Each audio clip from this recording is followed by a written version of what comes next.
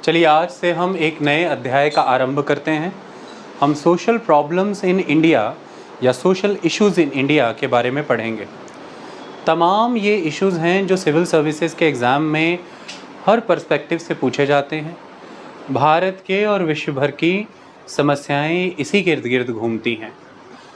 समस्या ये है कि जब क्वेश्चन एग्ज़ाम में पूछा जाता है, क्वेश्चन हमारे रोज़मर्रा की ज़िंदगी से जुड़ा होता है, तो हमें बड़ा जनरल लगता है, बड़ा आम लगता है। कोई ऐसे बहुत ख़ास तरह के फैक्ट या बहुत ख़ास तरह की डिटेल्स स्पेसिफिकली उसमें नहीं मांगी जाती। तो जनरल सेंस में क्वेश्चन तो होता है, हम भी उसे बहुत ही जनरल सेंस में अप्रोच करने लगते हैं। यही कारण है कि हमारे मार्क्स नहीं आते। देखिए, आप जब भी कोई एग्जाम्पल देते हैं, बात समझाते हैं, तब आप जनरल हो सकते हैं, लेकिन जब आप एक्चुअल कंटेंट से डील करते हैं क्वेश्चन के, तब आपको बहुत ही स्ट्रक्चर्ड और स्पेसिफिक होना पड़ता है अपने आंसर के साथ। आपसे यदि बात की गई है कि यूथ डेलिंक्वेंसी बहुत फैल रही है, मतलब कि युवा किशोर अवस्था से जुड़े हुए अपराध बढ़ रहे हैं, आप एक आम बहाव में नहीं बह सकते कि किशोर बात समझ नहीं रहे हैं, युवा बिगड़ते चले जा रहे हैं, बड़े बुजुर्गों की नहीं सुन रहे हैं। This is not the manner. आपको पूरे फैक्टर्स अच्छे से समझाने हैं, कॉजेज़ ट्रेस करने हैं, और टेक्नोलॉजी के प्रोग्रेस का क्या कंट्रीब्यूशन है, सोसाइटी में आ रहे धीरे धीरे बदलाव का इस पर क्या असर है, ऑक्यूपेशनल स्ट्रक्चर में आ रहे चेंजेस का इसमें क्या कंट्रीब्यूशन है, बढ़ते हुए शहरीकरण का इसमें क्या योगदान है। हर तरह से आपको बहुत स्पेसिफिक मैनर में उस क्वेश्चन के कंटेंट मैटर को ऑब्जर्व करके अपना आंसर फ्रेम करना होता है, कंटेंट चूज करना होता है। Your approach should be very specific. हाँ, उसमें आप बिल्कुल ज़रूरी नहीं है कि कोई पर्टिकुलर जगह का ही नाम लें या कोई पर्टिकुलर डाटा लिखना ही लिखना है। आप अप्रोच में करेक्ट रहिए।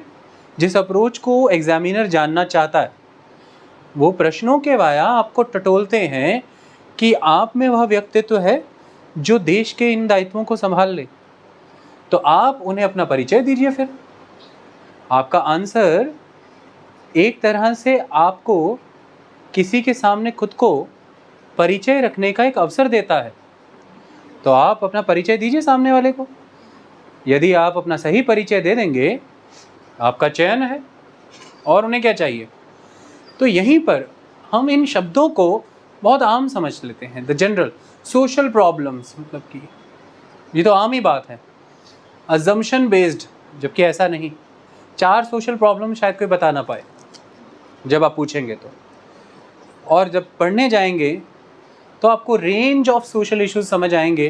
देन तब आपको क्लियर होगा कि एग्ज़ाम के क्वेश्चन सारे भरे पड़े थे इसी से, और हम उत्तर देने में इसलिए असमर्थ थे कि हमने उसे ऑलवेज जनरल मैनर में ही अज्यूम किया, और आज भी हमारे डिफरेंट सब्जेक्ट के कंटेंट को हम जनरली ही फ्रेम करते जा रहे हैं इन क्वेश्चंस के आंसर करने के लिए। ये ना हो, हम में एक स्पेसिफिसिटी आए, और हम कंटेम्प्रेरी सोसाइटी में जो इश्यूज़ एग्जिस्ट कर रहे हैं, जिन्हें पास्ट के कई प्रोसेसेस, सोसाइटी स्ट्रक्चर्स इम्पेक्ट कर रहे हैं, हम उन्हें समझ सकें।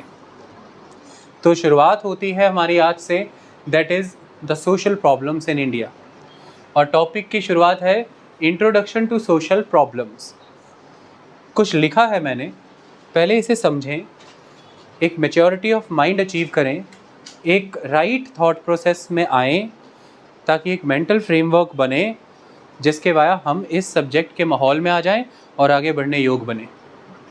शुरुआत करते हैं। ऑथर कहता है कि all change is not progress.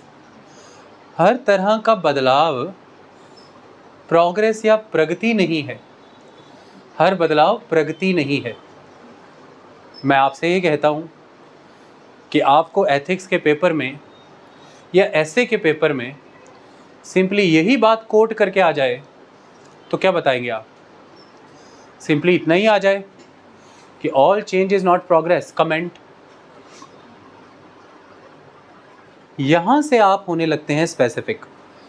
जब आप चीज़ों को इस मैनर में सुनते हैं, तब आप होने लगते हैं स्पेसिफिक। बहुत ही ठेठ। अब बात यहाँ भी नहीं रुकती कि हर परिवर्तन प्रगति नहीं है। आपने ये लाइन सुन ली और किसी को जा कर के रट्टा मार दी कि यार हर परिवर्तन प्रगति नहीं होता, तो अब अगला सवाल कि देन व्हाट, क्या कहना चाहते हो? सिद्ध करो। फिर जब चीज़ें सिद्ध करनी पड़ती हैं, तो जैसे हम मैथमेटिक्स में, फिज़िक्स में, केमिस्ट्री में चीज़ों को सिद्ध करते हैं, ऐसे ही हम इन साइंसेज में भी चीज़ों को सिद्ध करने के लिए आगे आते हैं। फिर हम रखते हैं तर्क, फिर हम रखते हैं अपनी ऑब्जर्वेशंस, फिर हम रखते हैं एविडेंसेस और एक्सपेरिमेंट्स, और फिर हमारा आंसर होता है द स्पेसिफिक आंसर, और वो हम अभी रखेंगे। मौजूदा समय में आप इस सब्जेक्ट से जुड़ सकें, उसके लिए क्या चल रहा है देश भर में उसको समझ लीजिए। मणिपुर आग के हवाले है 3 मई से। भारत का उत्तर पूर्व का राज्य मणिपुर, 2 कम्युनिटीज़ आपस में भिड़ रही हैं। एक आदिवासी समाज है जिसे आप जनजातीय समाज कह के पुकारिए, द शेड्यूल्ड ट्राइब, और दूसरे हैं द मेतीज। दोनों के आपस में भिड़ने के कारण गवर्नर के द्वारा फैसला ले लिया गया कि शूट एट साइट के ऑर्डर है। दिखते ही गोली मारने के आपको अधिकार है, अगर कोई आपको बाहर दिखता है तो गोली मार सकते हैं। ये शूट एट साइट के ऑर्डर क्यों देने पड़े, हालात इतने क्यों बिगड़ गए, राज्य आग के हवाले क्यों हुआ? It is a social problem जो आप इस सब्जेक्ट में पढ़ेंगे, यही पढ़ने जा रहे हैं आप।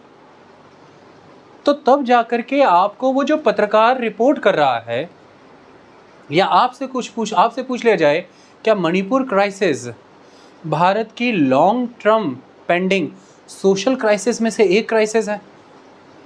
क्या मणिपुर क्राइसिस भारत के द्वारा फेस किए जा रहे कई सोशल इश्यूज में से एक सोशल इशू है जो इस बार मुकर होकर के उभरा? क्या लिखेंगे आप इसका आंसर? तो उसके लिए आपको इन सब्जेक्टों की मदद लेनी पड़ती है। आपको समझना पड़ता है कि सही में वहाँ हुआ क्या, वो लोग क्यों लड़ रहे हैं, सही कारण क्या है। शौक तो नहीं है, गाड़ियाँ जल रही हैं, लोग बेघर हो रहे हैं, लोग मारे जा रहे हैं, इतनी बड़ी कीमत लोग क्यों देना चाह रहे हैं, किसके लिए देना चाह रहे हैं? क्योंकि ये उनकी अस्तित्व की लड़ाई भी हो सकती है। ये लड़ाई है एग्जिस्टेंस की। किन की? मेतीज ये कहते हैं कि हमारी एग्जिस्टेंस खत्म हो रही है, हम धीरे धीरे जनसंख्या में घटते चले जा रहे हैं, हमारी लैंग्वेज आइडेंटिटी धीरे धीरे लॉस्ट हो रही है।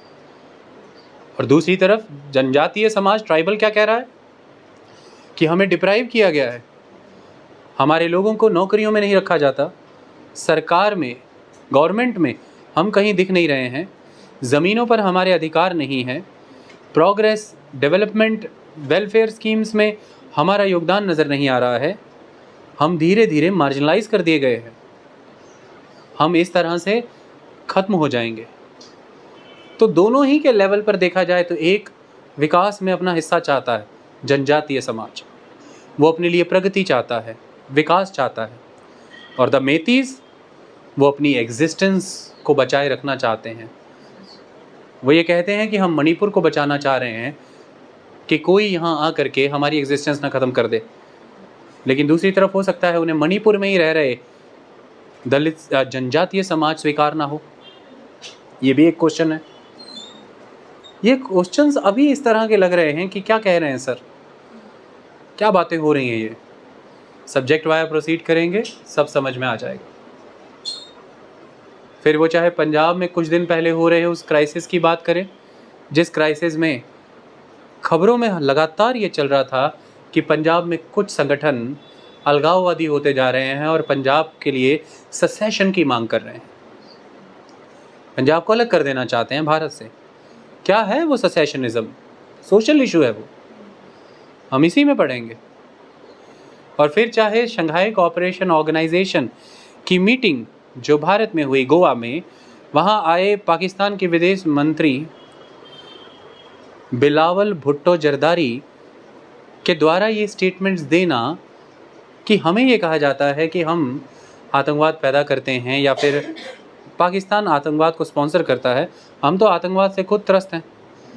और भारत के विदेश मंत्री का कहना कि तब तक द्विपक्षीय बातचीत नहीं हो सकती, बायलैटरल टॉक्स नहीं हो सकते जब तक ये टेबल उन दो लोगों से भरा होगा, वो एक जो परपेट्रेटर हैं टेररिज्म के और एक वो जो विक्टिम है टेररिज्म के। इंडिया टेररिज्म का विक्टिम है और पाकिस्तान परपेट्रेटर है। ये टेररिस्टों के स्पोक्सपर्सन है।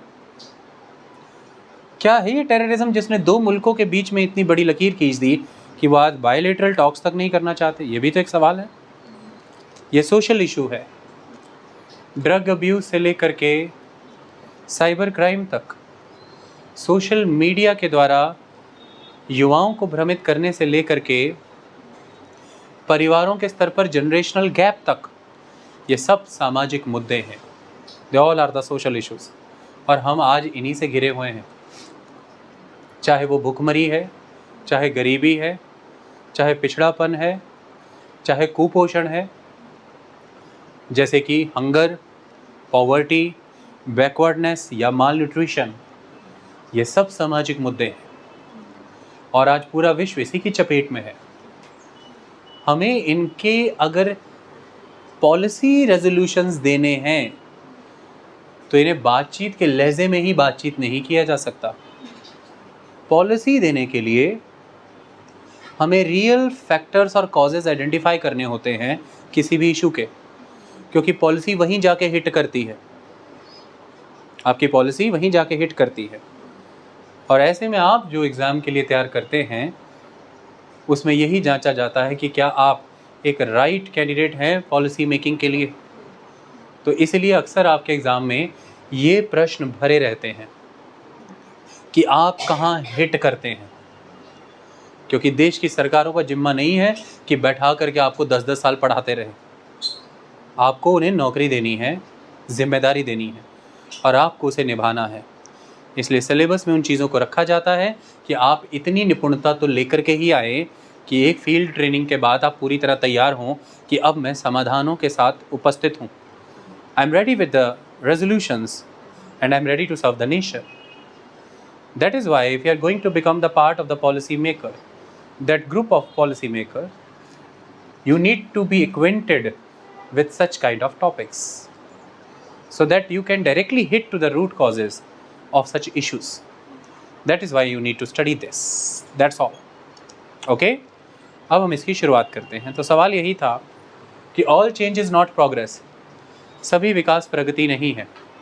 जैसे कुछ सवाल आते हैं आपके सामने कि India has changed a lot in the last 70 years and it continues to change even today.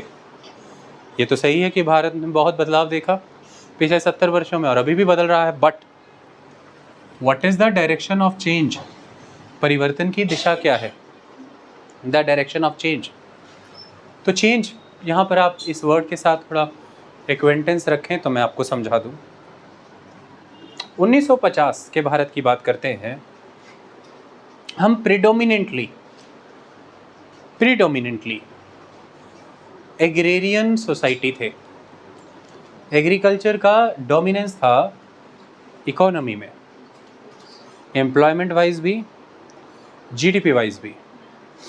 लेकिन समय बीत जाने के बाद आज के भारत की बात करें तो इस क्षेत्र में परिवर्तन ये आया है कि आज जीडीपी यानी कि इकोनॉमी में कंट्रीब्यूशन में डोमिनेंस है सर्विस सेक्टर का,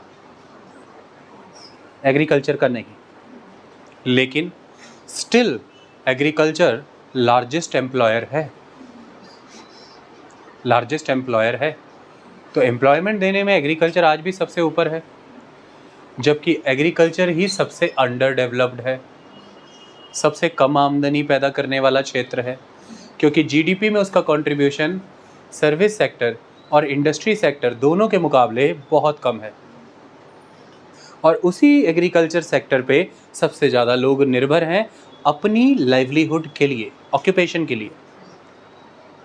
तो ये तो सत्य है कि हम 70 वर्षों में एक परिवर्तन तो देखते हैं, और वो परिवर्तन यही है कि हम जीडीपी में कंट्रीब्यूशन वाइज सर्विस सेक्टर का विकास कर पाए, सर्विस सेक्टर की ग्रोथ हुई।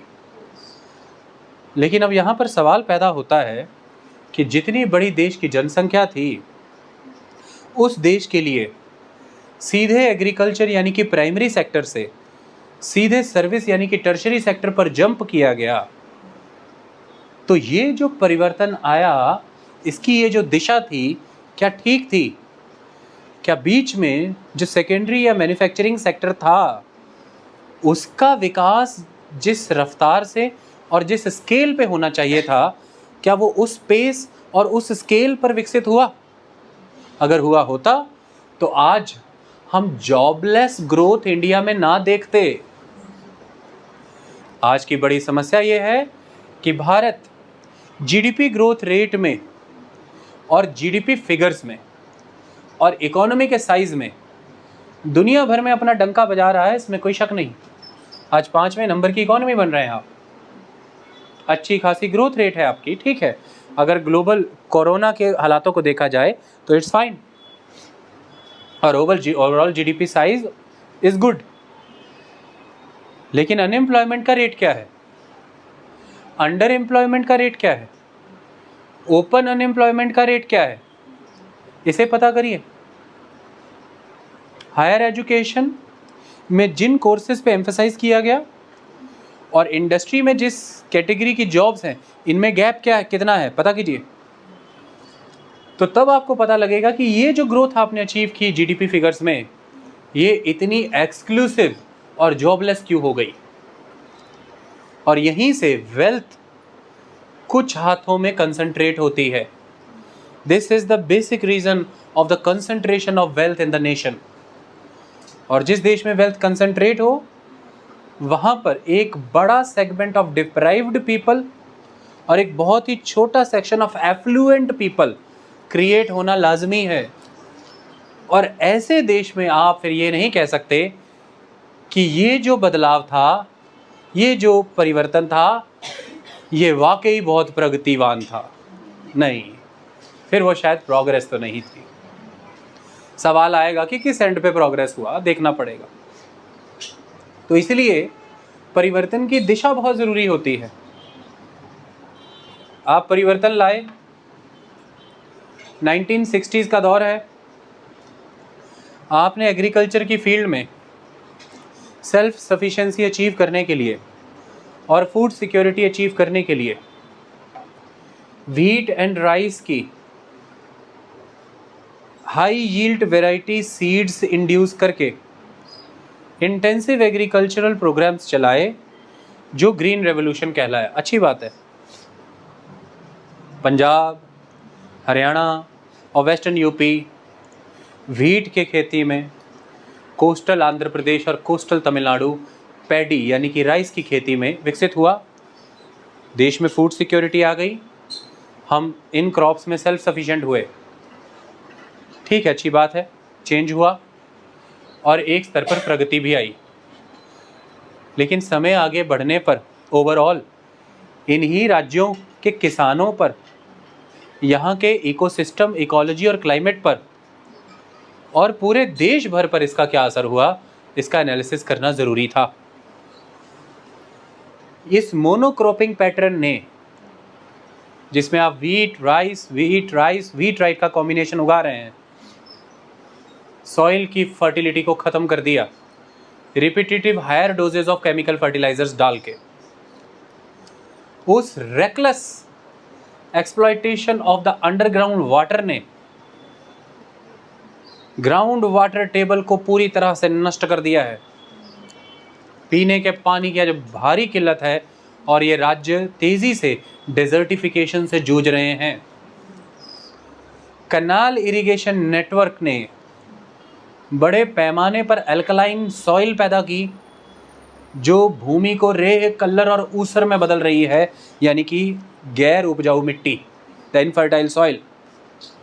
और सबसे बड़ी बात, इन्हीं फसलों पर एमएसपी मिलने के कारण क्रॉप डाइवर्सिफिकेशन नहीं हो पाया।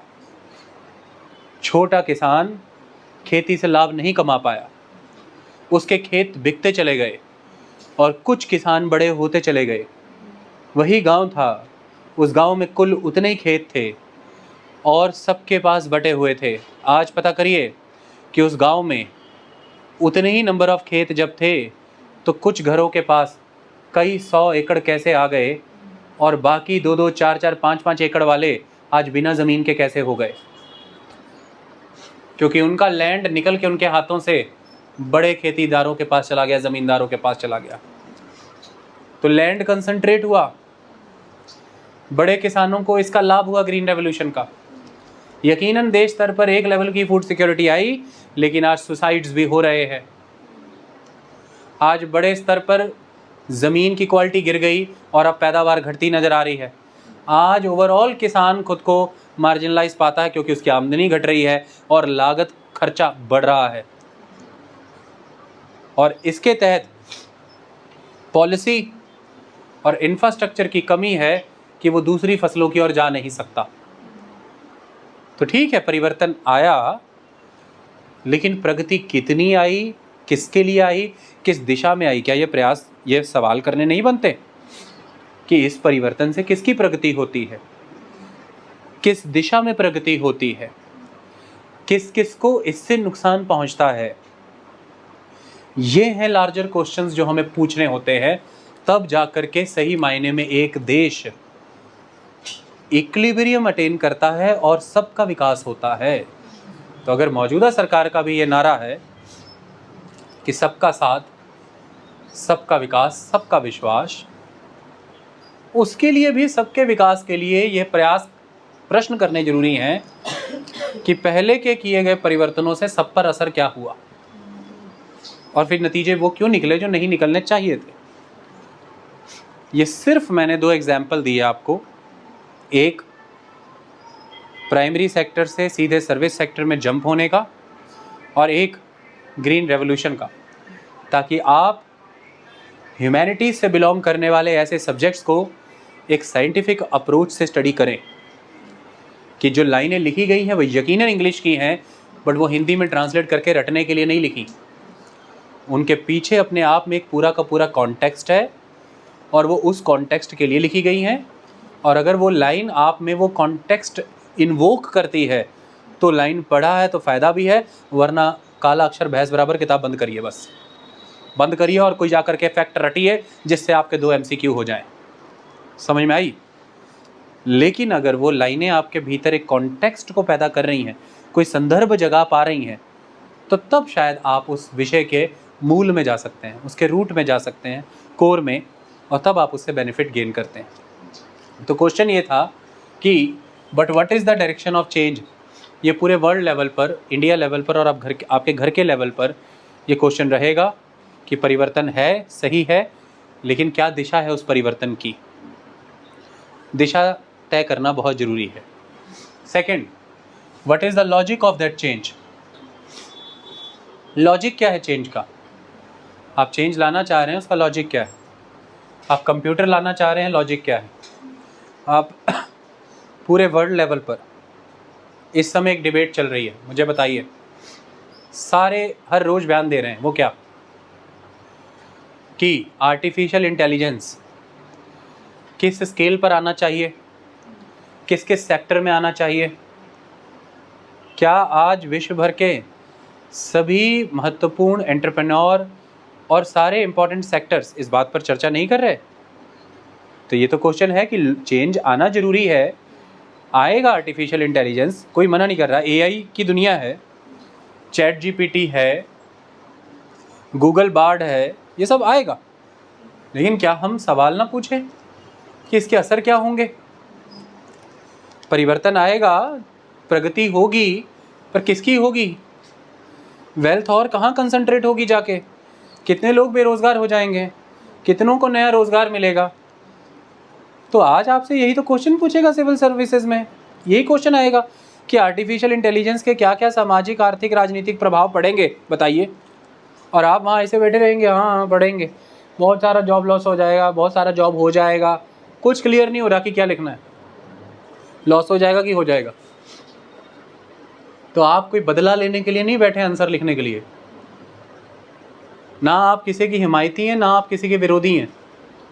तर्क दे दे करके अपनी बात लिखते जाइए कि इन सेक्टरों को फ़ायदा है, इनको नुकसान है, इन मुल्कों में इस लेवल की पॉपुलेशन है जो इतनी स्किल्ड है, वहाँ इसे ऐसे लाना चाहिए और उन मुल्कों में ये वैसे आना चाहिए।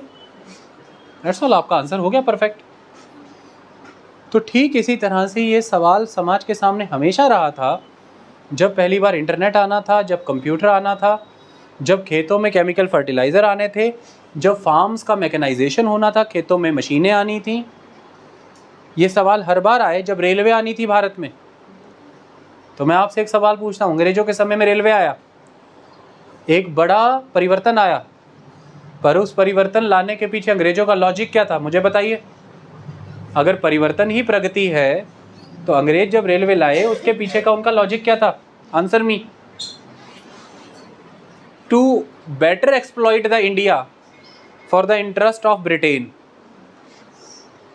कि बंदरगाहों से अंदरूनी खदानों के इलाकों को, फॉरेस्ट एरिया को बेटर जोड़ सकें, सेना की मूवमेंट इंडिया में फास्ट कर सकें ताकि प्रोटेस्ट को जल्दी से दबा सकें, और बंदरगाहों से ब्रिटेन का मैन्युफैक्चर्ड गुड्स देश के अंदरूनी बाज़ारों में ले जा सकें। That was the real logic behind the railway. तो in that sense railway was not beneficial for Indians, it devastated the Indian society in that sense, but accidentally it contributed a lot as well, it connected the whole India। तो social change ना पड़े railway का, उसने देश में राष्ट्रवाद पैदा किया, नेशनलिज्म के लिए रेलवे जिम्मेवार है। जातियों के भेद को, क्षेत्र के भेद को, बोलियों के भेद को दूर किया रेलवे के उस कंपार्टमेंट में जिसमें सारे लोग एक साथ बैठे होते थे। आई बात समझ में? लेकिन वहीं दूसरी तरफ भारतीय किसानों को, भारतीय आर्टिजनल ग्रुप्स को, स्मॉल एंड कॉटेज इंडस्ट्री को तबाह करने में रेलवे की बड़ी भूमिका भी रही है। ब्रिटिशर्स जो भी इंडस्ट्री भारत लाए उसके पीछे का लॉजिक उनके अपने वेस्टेड इंटरेस्ट थे। तो केवल परिवर्तन ही प्रगति है अगर, तो फिर आप बहुत बड़े भ्रम में हैं, यू आर इन इल्यूजन। परिवर्तन की दिशा क्या है, ये बड़ा सवाल है। परिवर्तन के पीछे का लॉजिक क्या है, ये बड़ा सवाल है। कि किस मुल्क में क्या परिवर्तन आ रहा है। अफ्रीका के लोगों को स्किल डेवलपमेंट की नीड है, बेसिक इंफ्रास्ट्रक्चर की ज़रूरत है, हेल्थ, एजुकेशन, और वहाँ पर अगर आप उन लोगों को स्किल्ड किए बिना आर्टिफिशियल इंटेलिजेंस की मदद से वहाँ के लोगों की ज़रूरतों को एक्सप्लॉइट करें, सिंपली उन्हें सर्व करने के लिए, तो आप सारी कमाई उन बड़े उद्योगपतियों की जेब में डालेंगे जो ऑलरेडी दुनिया भर के डेवलप्ड एरिया से ऑपरेट हो रहे हैं और दुनिया भर की डेवलपिंग इकोनॉमीज़ का लाभ उठा रहे हैं। ये क्वेश्चन मैटर करेगा always. Okay, so that is why ये क्वेश्चन मैटर करता है कि लॉजिक क्या है चेंज का। और अगला यहीं से सवाल आता है तीसरा, who is being benefited by this change. इस परिवर्तन से लाभकारी कौन है, इसका लाभ किसे मिलने वाला है, बेनिफिशियरी कौन है। जब तक आप ये तीन मुख्य प्रश्न नहीं करेंगे नीति बनाने से पहले, पहला प्रश्न कि परिवर्तन जो लाने जा रहे हैं उसकी दिशा क्या है, डायरेक्शन, किस डायरेक्शन में चेंज आ रहा है। सेकंड एलिमेंट, उसको लाने के पीछे का लॉजिक क्या है। और तीसरा, उसका लाभार्थी कौन है, उसका बेनिफिशियरी कौन है। तब तक आपके परिवर्तन के पीछे दिए गए तर्क भ्रमित हैं, भ्रमकारी हैं। आप अपना एजेंडा फुलफिल करना चाहते हैं तो क्या आप मुझे कहेंगे सर ऐसे सब्जेक्ट मैटर हमने सोसाइटी में नहीं देखे। अच्छा, सरकार मूवियाँ 3 बना दी राम गोपाल वर्मा ने, सब्जेक्ट मैटर क्या था उसका, यही सरकार मूवी का सब्जेक्ट मैटर क्या है, पावर प्लांट लगाना चाहते हैं और सरकार से परमिशन लेना है अमिताभ बच्चन से उस मूवी में, और वो क्या कह रहा है, मैं परमिशन नहीं दूंगा। क्यों? कहता वहाँ पे इतने गांव हैं, ये है, सब विस्थापित होंगे, ये होगा, वो होगा, सब कुछ होगा। नहीं होगा। हमेशा से हमारे देश को ऐसे ही मुद्दे प्रभावित करते रहे हैं। समझ में आई कि सही मायने में जो माइनिंग है, जो डेवलपमेंट के लिए फॉरेस्ट साफ़ किए जाते हैं, जो खेतीबाड़ी के विकास के लिए बड़े बड़े मल्टीपर्पज़ डैम बनाए जाते हैं, ये परिवर्तन ही तो हैं। लेकिन अगले सवाल कितने बड़े हैं कि ये परिवर्तन किस दिशा में आया, इस परिवर्तन के पीछे का लॉजिक क्या था और इस परिवर्तन ने लाभ किसे दिया। फिर उसी के हिसाब से तो हम इन कंक्लूजन्स पर पहुंचते हैं कि मल्टीपर्पज़ डैम प्रोजेक्ट से कहीं बेहतर हमें माइक्रो इरिगेशन प्रोजेक्ट्स पर फोकस करना चाहिए था। मल्टीपर्पज़ डैम प्रोजेक्ट्स की योजनाएं जितना लाभ नहीं दे करके गई उतना नुकसान करके गई हैं। फिर हम यहीं पर तो विचार करते हैं कि नेशनल डेवलपमेंट इम्पॉर्टेंट है, लेकिन दूसरी ही तरफ किस कीमत पर हो ये जानना ज़रूरी है। क्या एनवायरनमेंट और इकोलॉजी को इस लेवल पर हार्म किया जा सकता है? तो आप जब एनवायरनमेंट इम्पैक्ट असेसमेंट करते हैं, पीछे का रीजनिंग क्या है? यही है, क्या वहाँ रहने वाली जनजातियों का इस देश में कोई हिस्सा नहीं? क्या जो ग्रामीण संस्कृति है जो इन प्रोजेक्टों से प्रभावित होती है, वो संस्कृति की रक्षा करनी राष्ट्र का दायित्व नहीं? जब हम बड़ी बड़ी कंपनियों को यह अधिकार देते हैं कि वो बेहतर बीज बनाने के लिए या बेहतर दवाएं बनाने के लिए या देश में लोगों को रोज़गार देने के लिए आपकी ट्रेडिशनल नॉलेज को यूज़ करे, तो क्या हम उन्हें पेटेंट देते समय इन बातों को विचार में नहीं रखते कि ऐसा करने से घर घर में, गांव-गांव में और हमारी जो प्राचीन पद्धतियों का सांस्कृतिक ज्ञान है लोगों का, जड़ी बूटियों का, पेड़ पौधों का, वो अगर पेटेंट हो गया तो ये सारा वर्ग, ये समाज, ये किसान लुट जाएगा। हम तो ऐसे प्रश्न करते हैं। तो नई दवाएं पेटेंट होने से पहले, नए बीज पेटेंट होने से पहले, नई कंपनियां आने से पहले हर पॉलिसी मेकर देश का ये सवाल पूछता है, बहुत अच्छा, तो आपको कोई भी कंपनी बहुत ल्यूक्रेटिव चीज़ें दिखाती है, सर ये प्रोग्राम लाए हैं आपके देश में लगाना है, आइए सर परमिशन दीजिए। तो पार्लियामेंट में फिर क्या होती है? डिबेट और डिस्कशन। वो डिबेट डिस्कशन क्यों फ्रूटफुल हो सकती है? क्योंकि सवाल यही रहते हैं, किसका लाभ होगा, किसका विकास होगा, किसको नुकसान पहुंचेगा, कौन बेनिफिटेड होगा। अगर ये विचार ही नहीं तो जो पर्सन प्रोजेक्ट लेके आता है वो तो अपने अच्छे के लिए लेके आता है। प्रोजेक्ट में कभी कोई बुराई तो होती नहीं है, आने दो, लगाने दो। फिर पावर प्लांट बंद क्यों कराए जाते हैं? जब हम देखते हैं कि आसपास की ज़मीनों में फ्लाई ऐश जम रहा है, फिर थर्मल पावर प्लांट बंद क्यों कराए जाते हैं? कोर्ट ऑर्डर क्यों देता है? फिर क्यों ताजमहल के आसपास की फैक्ट्रियां बंद करा दी जाती हैं? बताइए मुझे। फिर क्यों झारखंड के यूरेनियम की माइनिंग एरिया के आसपास के क्षेत्रों को खाली करा दिया जाता है? मुझे बताइए ना आप।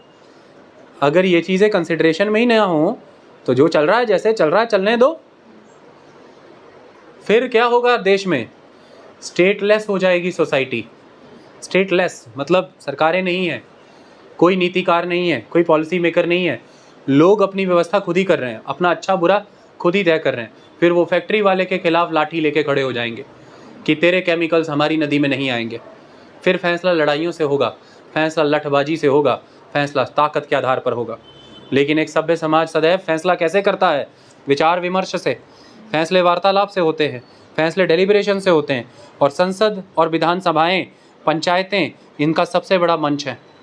हमें उन फोरम्स पे इन्हें डिस्कस करना है अगर, तो वो यही है जो हम बात कर रहे हैं और कुछ भी नहीं। आप किसी के प्रतिनिधि हैं, रिप्रेजेंटेटिव हैं, आप काहे के प्रतिनिधि हैं? यदि आप में इन प्रश्नों को करने की क्षमता ही नहीं, if you are not capable to ask such questions, how can you say that you are representative of the society? You are simply a mute spectator. You are simply saying that okay, this project is very good. So few days back, there was a plan for the installation of textile project in Punjab, in the Matewada forest area. There is the river, that is the Satluj. The people living there, they objected to it, that ultimately it will create havoc for the ecosystem, for the vegetation. They protested. Government somehow listened to them and government halted that project.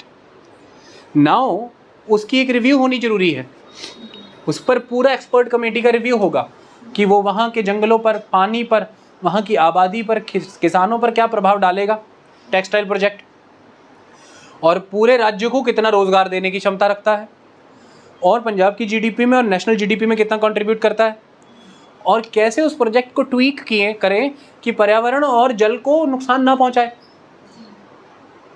पर ऐसा कुछ है ही नहीं। बहुत रोजगार आएगा, 1 लाख रोजगार, हाँ लगा दिया प्रोजेक्ट, और फिर बैठे रहो, हो गया, खत्म कहानी। इसीलिए योजनाएं या कोई भी उपक्रम या कोई भी प्रोजेक्ट सबके लिए लाभकारी हो, किसी एक व्यक्ति के लिए नहीं, तो जो भी व्यक्ति उस चीज़ को प्रपोज करता है, सारे लाभ अपने लिए अगर चाहता है, उन बेनिफिट्स को डिस्ट्रीब्यूट कराने की ताकत इन्हीं प्रश्नों में है। एक टाइम था 1894-95 अंग्रेजों के समय की लैंड एक्विजिशन पॉलिसी, जमीन अधिग्रहण करने की नीति। जिनका लैंड एक्वायर किया जाता था, पता कर लेना उनको क्या मिलता था, कुछ नहीं। समाज में लगातार इस पर सवाल उठे उठे उठे उठे उठे और आज परिस्थिति यह है कि प्रोजेक्ट लगाने वाला जो सारे बेनिफिट ले जाता था, आज कोशिश करते हैं कि जिसकी ज़मीन गई है उस प्रोजेक्ट में, बेनिफिट्स का एक लार्जर शेयर उनको भी डिस्ट्रीब्यूट हो, उन्हें नौकरी मिले वहाँ पर, उन्हें ज़मीन के अच्छे बाजारू कीमतें मिले वहाँ पर, उस ज़मीन का इस्तेमाल उसी प्रोजेक्ट के लिए हो। नहीं तो वापस किया जाए उन लोगों को वो ज़मीन, उन लोगों को कहीं और रिहेबिलिटेट कराया जाए, उन्हें किसानी करने के लिए वैसी ही खेती कहीं और दी जाए। इतना सारा कुछ करने में वो बेनिफिट जो पहले कुछ ग्रुप्स या लोगों तक सीमित रहता था, आज वो कितना स्प्रेड हुआ है लोगों में। हम वो अरबों रुपया जो एक परिवार में सीमित रह सकता था, आज हमने कितने हजार लाख परिवारों में बंटवा दिया। इन सवालों ने वो किया, इन सवालों ने। आई बात समझ में? वरना KGF आपने देखी है, मुझे दोबारा आपको दिखाने की ज़रूरत नहीं है। जिसका दबदबा बचता है, खान उसी की, सोना उसी का, बादशाहत उसी की। लेकिन देश ऐसे नहीं चलता।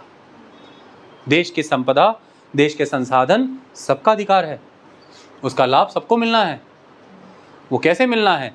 जब हम उस लाभ को वितरित कराने के लिए दबाव बनाते हैं।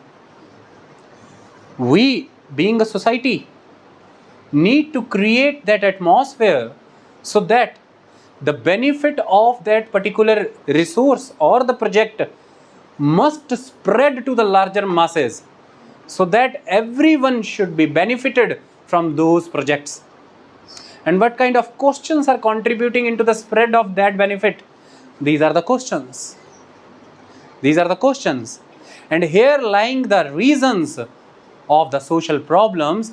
If you are not raising the questions in a right manner, on right time, with right temperament, with right resolution, then the social issues or the problems are bound to happen. Are bound to happen. And then you need to rectify them. You need to provide remedial measures. That is all. These are the issues that you are dealing every time. Nothing else. अब चारों तरफ नजरें घुमाइए, यही समस्याएं हैं। जमींदार की कोठी में पानी कमी नहीं, स्विमिंग पूल है, गांव बूंद बूंद को तरस रहा है। ये कैसा है? What kind of society is this? आप क्वेश्चन नहीं पूछेंगे? और ये किसने अधिकार दिया ऐसे समाज बनाने का? क्या ये सवाल नहीं? ये अधिकार किसने दिया ऐसा समाज बनाने का? लोकतंत्र ऐसे काम करता है? लोकतंत्र ऐसे काम नहीं करता है। इसीलिए उस संसाधन पर सभी ग्रामवासियों का अधिकार है, तो नीति बनाई जाएगी और उस जमींदार के अधिकारों को सीमित किया जाएगा और ग्रामवासियों के अधिकारों को बढ़ाया जाएगा। लेकिन उसके अधिकारों को सीमित करना और इनके अधिकारों को बढ़ाने के पीछे जो कार्यरत हैं वो यह प्रश्न है, यही प्रश्न है। ओके, सो हमें ऑलवेज किसी भी चेंज के डायरेक्शन पर बात करनी है, हमें ऑलवेज किसी भी चेंज के पीछे के लॉजिक को पूछना है, और हमें ऑलवेज किसी भी चेंज के बेनिफिशियरी कौन है इस पर बात करनी है। जब तक हम इन तीन चीज़ों में तसल्ली बख्श ना हो जाएं, तब तक आपको कोई कितना भी भुलावा देना चाहे कि इससे ये होगा, वो होगा, वो होगा, जवाब दीजिए कि हमें नहीं चाहिए। जो होगा सो होगा, देखेंगे, पर हमें नहीं चाहिए। Okay, so that is the question. हमें इस पर हमेशा बात करते रहना चाहिए। चलें आगे। तो these are the important things. So all change is not progress. India has changed a lot in the last 70 years and it continues to change even today. But what is the direction of change?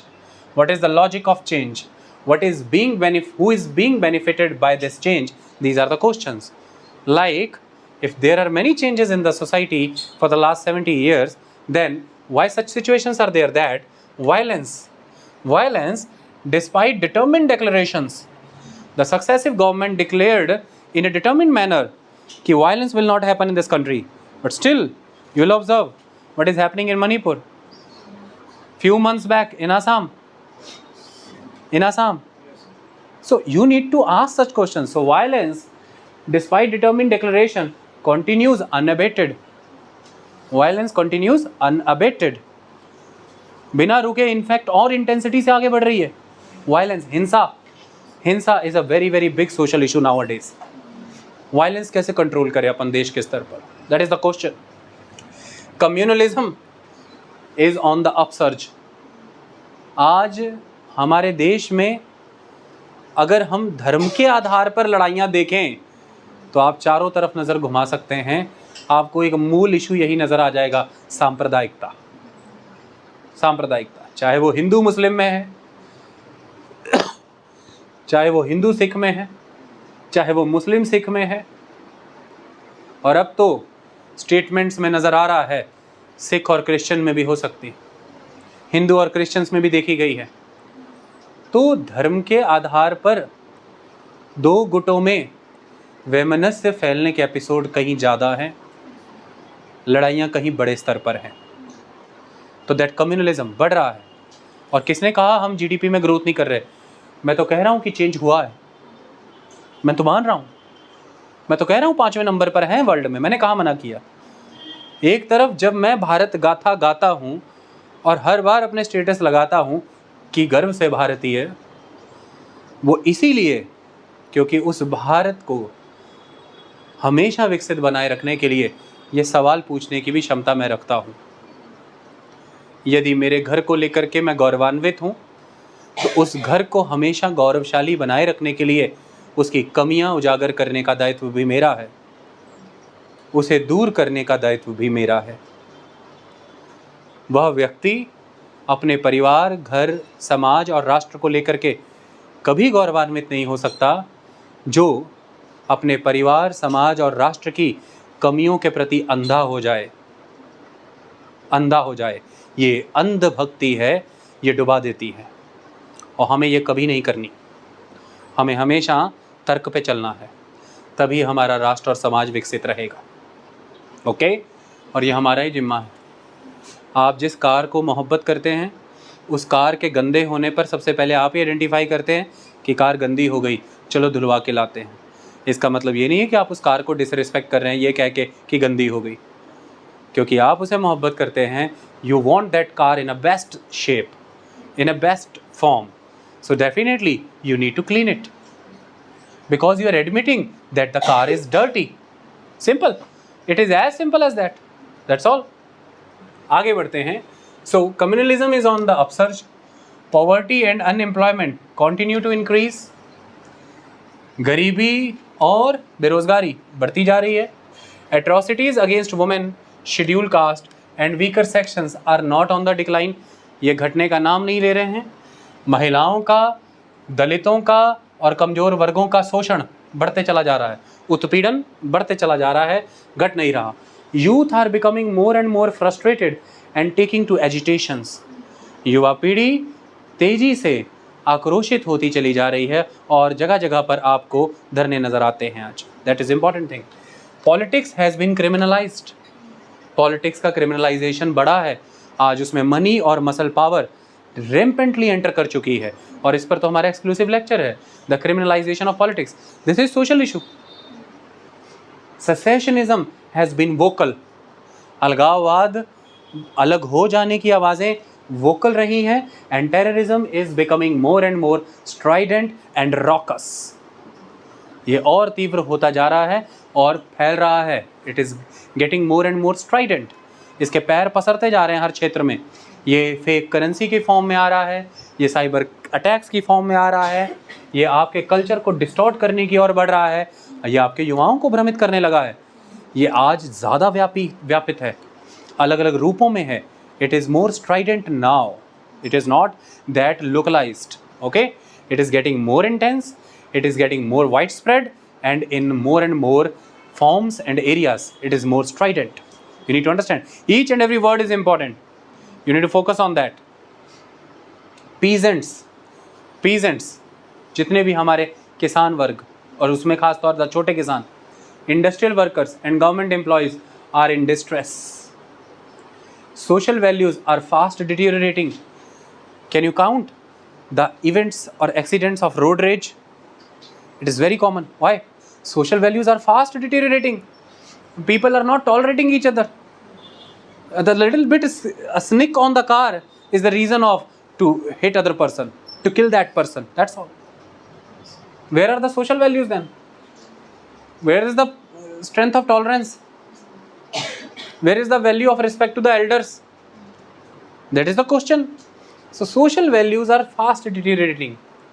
The feeling of compassion, the feeling of support to others, the help, the concept of respect, love, affection towards the fellow being, the concept of fraternity, the brotherhood, mutual coexistence, that liberty, equality, fraternity, it is vanishing.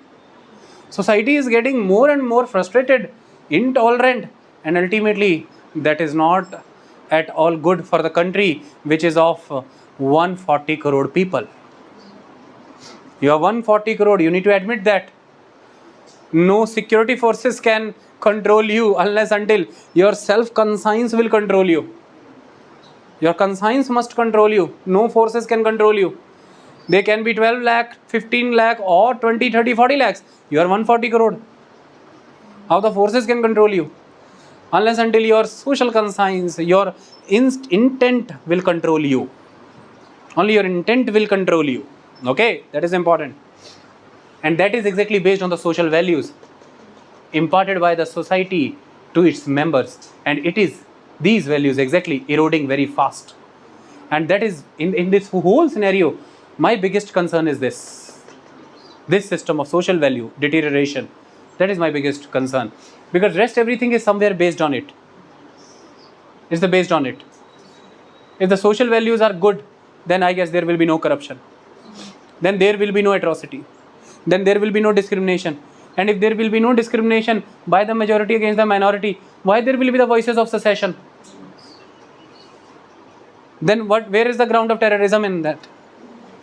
You need to understand that. This is the main problem. We will discuss that. Okay? Social values are fast deteriorating. More and more people are becoming the victims of mental illness. Everybody, it's a common word, depression mein. What is this nonsense? Few years back, some 20-30 years back, there was like अकेलापन है थोड़ी तलखी है, उदास है, मन खराब है. Now it is common at every household, depression. There is uncle, there is auntie, there 2 दिन से बच्चा बात नहीं कर, देख लो कहीं डिप्रेशन ना हो गया हो. And doctors are literally recognizing it. It is depression. They are giving medicines. Is there any resolution into those medicines? That is the question. You are having all the technology. You are having best of the GDP. You are having best of the lifestyle. All the basic amenities are at your household level, and still you are suffering from the depression. We need to ask the question, why? Why? Because there is a big gap. There is a gap in communication between the family members. A generational gap. A change in social values. That is important. Unless until we will address them, no medicines will save you. It is a social problem. We need to solve it in a social context, not in a medical context. Then the medical things will support you. Okay? Society will ultimately strengthen its medical domain to tackle that menace. But the main thing to handle this menace is the society in itself. It is a social problem. It is not a kind of a disease. Okay?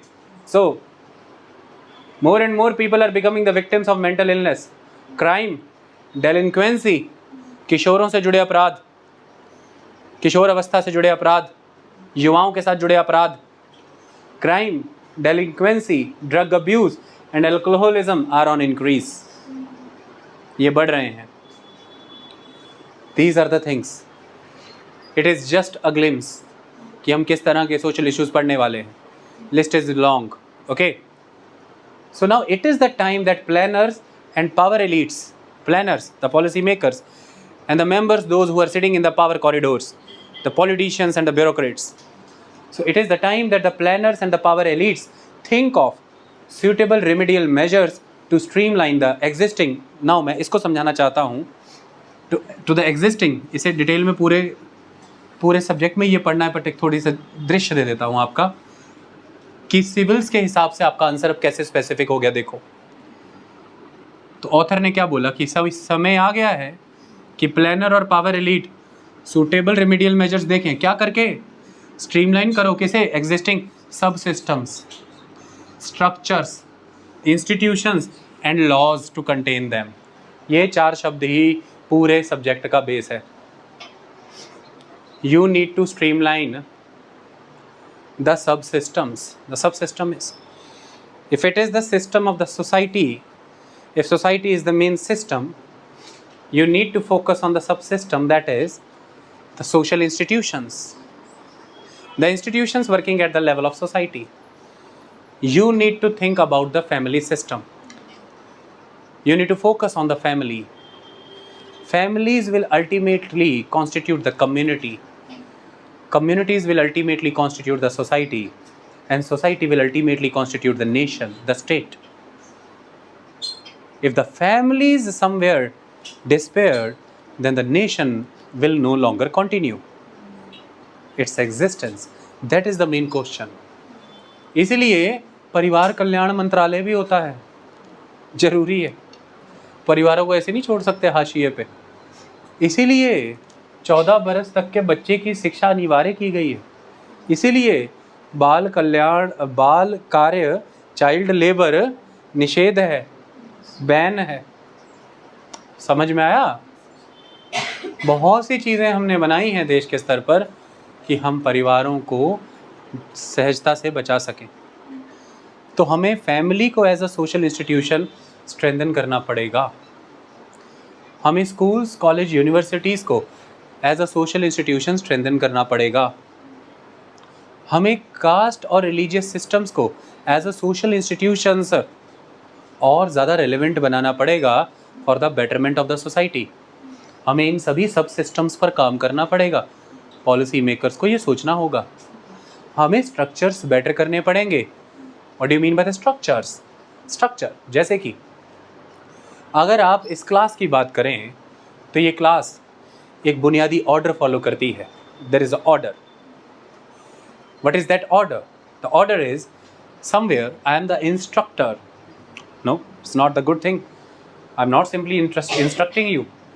I am trying to convince you by giving all the rationals and logics, by giving all the concepts. So I am a kind of a teacher, a mentor. That is the far suitable term. Okay, trying to make you understand the realities. I'm not simply instructing or dictating you. No, I'm giving you the concepts.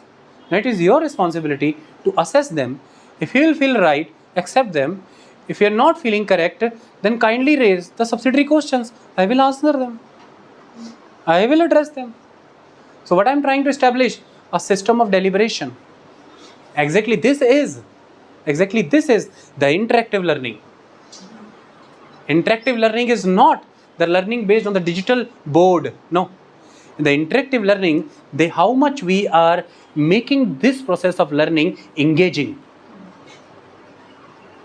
So the more and more engagement we can induce, the more and more interactions will happen, and then system will become more and more interactive. That is why I am not calling myself instructor. I am calling myself a teacher, a mentor. That's all. So the thing is, there is a structure that I am the person giving you the knowledge and you are receiving the knowledge. Right now there is a kind of order. You are listening to me peacefully. You are not creating any nuisance. You are not creating any chaos. And I am giving you the content in a flow, in a sequence. Okay, I am utilizing that language which you are comfortable to understand. मैं उसी भाषा का प्रयोग कर रहा हूँ जिसे समझने में आप सहज हैं। मैं उन्हीं शब्दों का प्रयोग कर रहा हूँ और मैंने लिखी ये चीज़ें। तो देयर इज़ ऑर्डर। ये ऑर्डर तभी मेंटेन रह सकता है अगर हम एक ढांचा बना के चलें। एक ढांचा है, जैसे बिल्डिंग का अपना एक ढांचा होता है, जिस ढांचे पर ही सब कुछ आगे विकसित होता है कि कैसे कहाँ पर खिड़कियाँ बनेंगी, कैसे कहाँ पर कितने माले बनेंगे, ये सब कुछ उस ढांचे पर निर्भर करता है। ऐसे ही सोसाइटीज़ स्ट्रक्चर फॉर्म करती हैं जिसमें ऑर्डर कहाँ से कहाँ फ्लो करेगा ये तय होता है, किसके साथ इंटरेक्शन कैसे इस्टेब्लिश होंगी ये तय होता है, कौन क्या भूमिका निभाएगा ये तय होता है, कौन डिसीजन मेकर को कैसे प्रभावित कर सकता है ये तय होता है। आपको नहीं लगता कि देश के स्तर पर एक ढांचा है कि आप सब मिल करके अभी 10 तारीख को वोट डालेंगे और एक कैंडिडेट को जिताएंगे, वो आपके लिए संसद में बैठ करके नीतियां बनाने के लिए प्रपोजल्स पेश करेगा और आप फिर अगले 5 साल बाद अपनी वोट से उसे प्रभावित करेंगे और हर रोज़ मीडिया के माध्यम से उसे प्रभावित कर सकते हैं और हर रोज़ पर्सनली उसे मिलकर प्रभावित कर सकते हैं। इसके लिए एक ढांचा बनाया गया है। There is a structure. So how can you elect your candidates? How can you impact your candidate? How the candidate will assess the requirement of their electorates? How the candidate will assess the requirement of its constituency? So everywhere if you will follow, there is a kind of order. That order is based on the interactions. That is the relationships. And that is exactly the ढांचा, the structure. बहुत सी चीज़ें इसे तय कराती हैं। इसके कई सारे एलिमेंट हैं, जैसे कास्ट इसका एक एलिमेंट है कि इंटरेक्शंस कैसे फैसिलिटेट होंगी। एक समय तक ये बहुत मजबूत भी रहा था, काम कैसे बटेंगे, डिप्राइव्ड ग्रुप कौन से हैं, प्रिविलेजेस कौन से हैं। कास्ट ने एक मजबूत उस समय में भूमिका निभाई ढांचा तय करने में, जो ढांचा एक वर्ग के विरुद्ध था और कुछ वर्गों का समर्थन करता था। हमने धीरे धीरे उस ढांचे को बदल दिया और उस ढांचे को बदलने में बड़ी भूमिका निभाई भीमराव अंबेडकर ने संविधान देकर। संविधान ने क्या अल्टर कर दिया, स्ट्रक्चर ऑफ द सोसाइटी, और उस स्ट्रक्चर में क्या कर दिया, पिछड़े हुओं को, दलितों को, जनजातियों को आरक्षण दिया, शिक्षा और रोजगार के क्षेत्र में अवसर दिया। आज वो भी प्रगति कर सकते हैं, वो भी उन अवसरों को प्राप्त कर सकते हैं जो पहले उनको नहीं मिलते थे। आज ऑर्डर बदल रहा है, आज उनकी परिस्थिति बदल रही है। नहीं बदलती अगर ढांचा ना बदलते तो समाज एक ढांचे पर खड़ा है, ढांचागत तरीके से काम करता है, चीज़ें रैंडम नहीं होती। जब वो ढांचा बिगड़ जाए या वायलेट होने लगे या वो उस समय के सदस्यों के लिए रेलेवेंट ना रहने लगे, हमें उसे परिवर्तित करना होता है, सुधारना होता है। तो सब सिस्टम सुधारिए, ढांचे को सुधारिए, संस्थाओं को, इंस्टीट्यूशंस को सुधारिए, लेजिस्लेचर, जुडिशरी, एग्जीक्यूटिव सुधारिए कि वो जनता के विषय में बात करें, हवाई किले ना उकेरें। सांसद एक संस्था है अपने आप में, आपका एमपी एक संस्था है, वो पैसे देकर के सीट नहीं ले सकता इस उम्मीद से कि मैं अगले 5 साल में इस सीट से कितना कमा लूँगा। और यदि कोई राजनीतिक नेता अपने सदस्यों को पैसा लेकर के सीट देता है, जितना इसने अपराध किया है पृथ्वी पर किसी और ने इतना घिनौना अपराध नहीं किया होगा। क्योंकि लोकतंत्र उसी क्षण मरता है जब आप पैसा ले करके सीटों का बंटवारा करते हैं और वो पैसा दे करके सीट लेते हैं। उस दिन के बाद से यह तय हो जाता है कि अगले 5 वर्षों में वो आपका प्रतिनिधित्व नहीं करेंगे, वो अपने वेस्टेड इंटरेस्ट का प्रतिनिधित्व करेंगे। और ऐसे में आप डेड कर देते हैं लोकतंत्र जिस पर बेस्ड है उस संस्था को, दैट इज़ लेजिस्लेचर। लोकतंत्र सारा खड़ा ही उस पर था। आपने फ्री एंड फेयर इलेक्शन करा भी लिए तो फ़ायदा क्या, वो सीट तो बिकी हुई है, वो सीट तो बिकी हुई है, क्या फ़ायदा ऐसे चुनावों का। अगर उस व्यक्ति में योग्यता थी, सही में जनता उसके पीछे खड़ी थी, तो पैसा दे करके सीट क्यों लेनी पड़ी, या किसी को पैसा लेकर के सीट क्यों देनी पड़ी। अगर आपके पास कोई आइडियोलॉजी है तो उस आइडियोलॉजी से मैदान में आइए, और जब तक नहीं जीत सकते बैठ के वेट करिए, 10 साल 15 साल वेट करिए। कैंडिडेट तैयारी नहीं करता इतने साल कि जब तक वो सिलेक्शन के लायक नहीं होता वो वेट करता है, जिस दिन मेरिट आ जाती है उसमें वो सिलेक्शन हो जाता है उसका। राजनीति के स्तर पर हम आइडेंटिफाई नहीं कर सकते, लेकिन मनी पावर ने उस की स्टोन को ही हिला दिया है जो सबसे बड़ी संस्था को जन्म देता है लोकतंत्र में, और वो संस्था है संसद, विधानसभाएं, और वो कीस्टोन है उसके सदस्य। और यहीं से घोटाले शुरू हो रहे हैं सारे।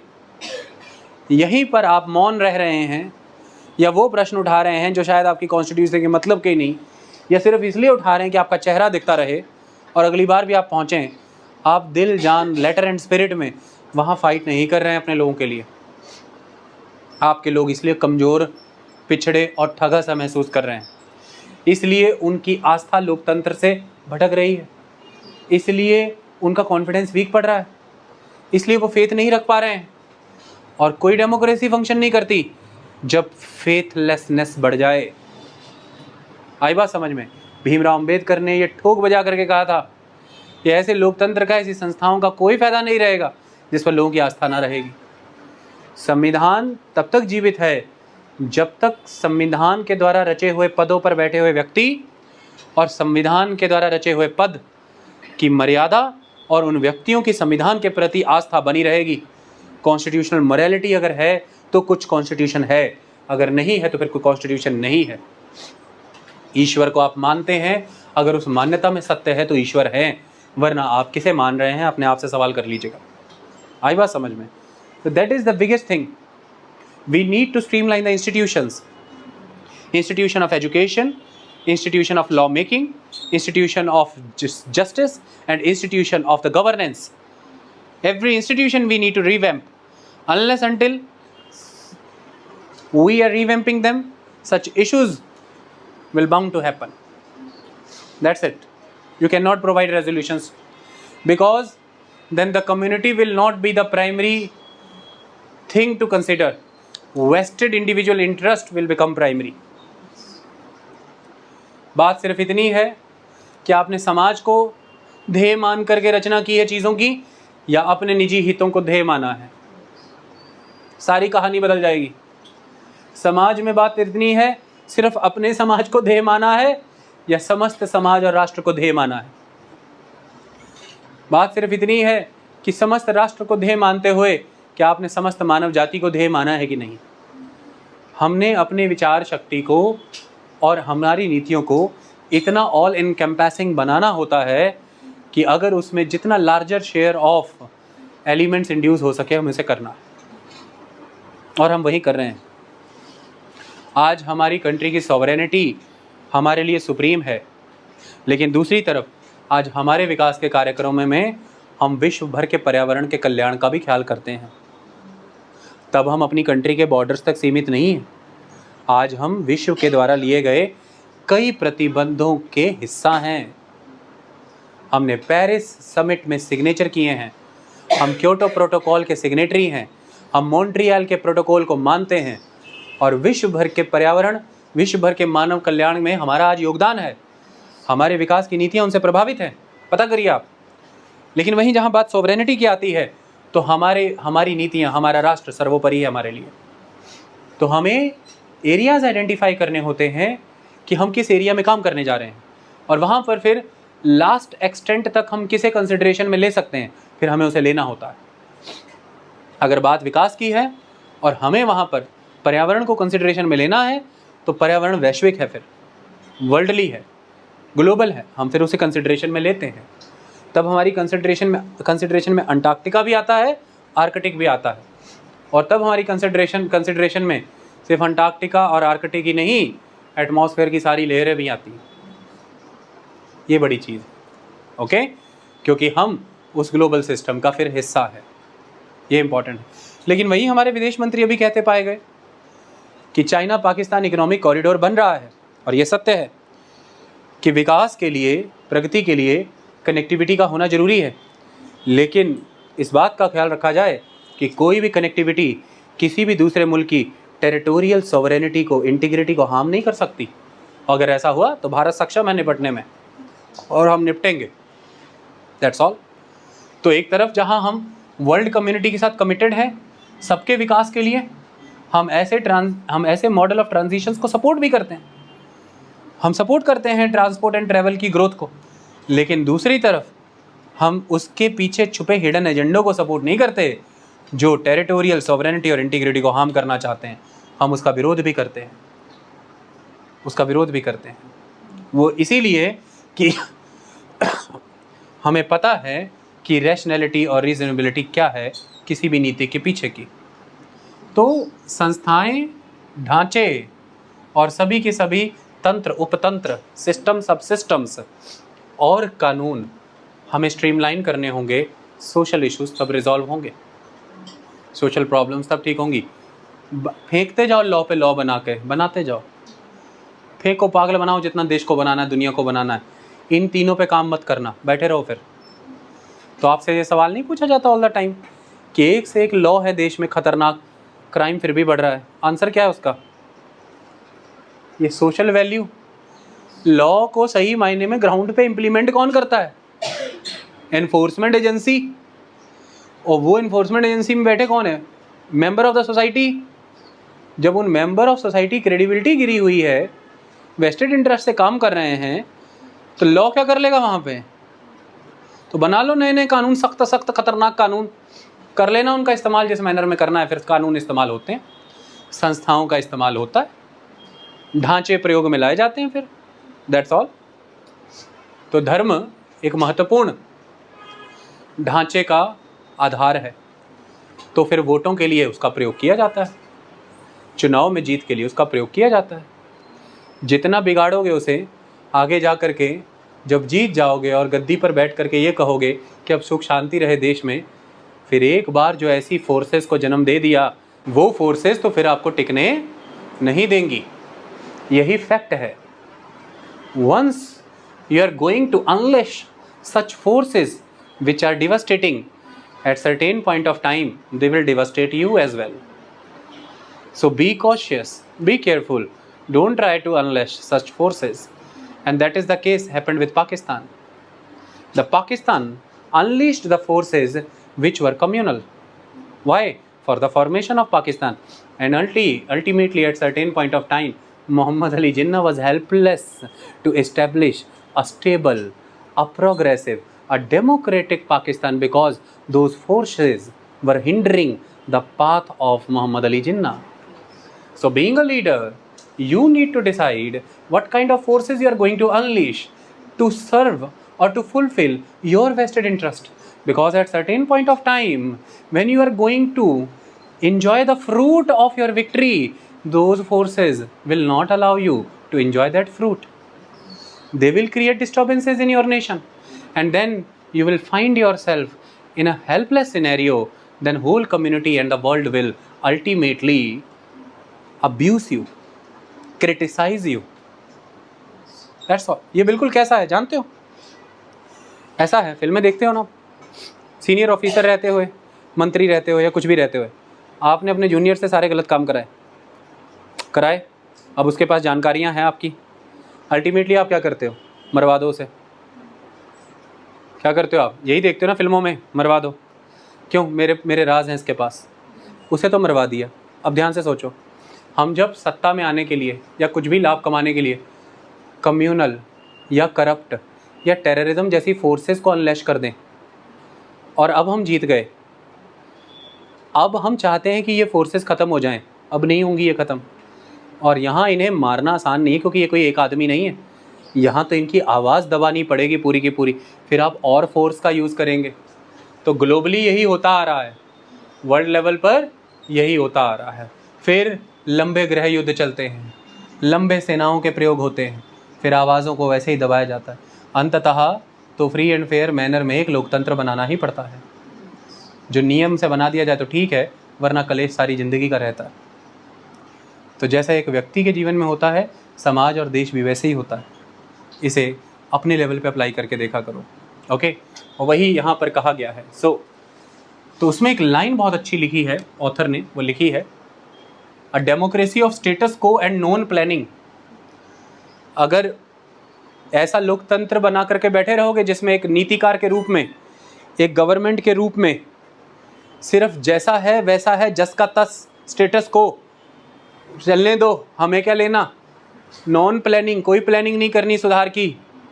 अगर ऐसे ही लोकतंत्र चलाना है और ऐसा लोकतंत्र चाहिए तो a democracy of status quo and non planning में turn into a democracy of death and destruction.